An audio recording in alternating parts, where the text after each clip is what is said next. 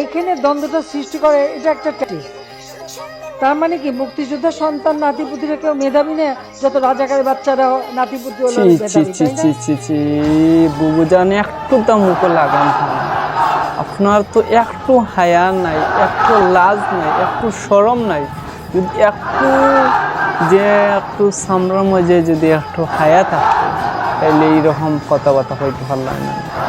এইরকম নির্লজ্জ, এইরকম একটা খারাপ কথা, এইরকম কমন সেন্সহীন একটা আপনার দ্বারা মানায় না বুবুজান। আপনি আসলে সামান্য গুটি কয়েক কোটা আন্দোলনকারী লাগিয়া এদেশের হাজার হাজার তরুণের স্বপ্ন আপনি ধ্বংস করা, তারারে ও সামান্য দুই একজন মানুষের লাগিয়া কোটার বিরুদ্ধে সারা বাংলাদেশের তরুণ প্রজন্ম মেধাবীরে আপনি রাজাকার মানাইলিলাই, আলবদর মানাইলে, এটা কি তা ঠিক নেই?